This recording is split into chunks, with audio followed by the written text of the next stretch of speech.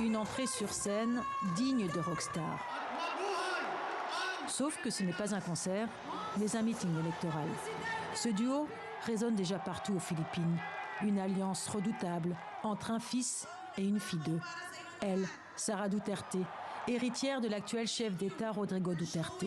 Longtemps annoncée comme candidate à la succession de son père, elle a finalement choisi de briguer la vice-présidence et a conclu un accord avec l'autre clan. Pour apporter un futur plus prospère, nous devons protéger le président Marcos. Le clan Marcos. Lui, Ferdinand Junior, fils de l'ancien dictateur du même nom, Ferdinand Marcos. 20 ans à la tête du pays, auteur d'une répression sanglante dans les années 70, destitué par une révolution populaire en 1986, il est mort en exil. À 64 ans, le candidat à la présidence a pour habitude de minimiser les actes de son père.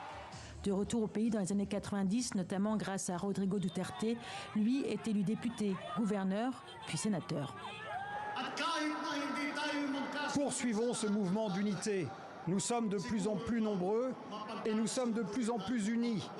Et même si nous ne sommes pas d'accord sur tout, nous pouvons quand même convenir que nous aimons notre pays. Parmi les autres candidats, l'ancien boxeur Pacquiao et l'actuelle vice-présidente Leni Robredo. Ennemie jurée des Marcos Duterte, elle arrive loin dans les sondages. Ferdinand Junior, surnommé Bongbong, est le grand favori du scrutin. On lui prédit une victoire éclatante le 9 mai prochain. La famille Marcos pourrait revenir au palais présidentiel plus de 35 ans après avoir été chassée des Philippines.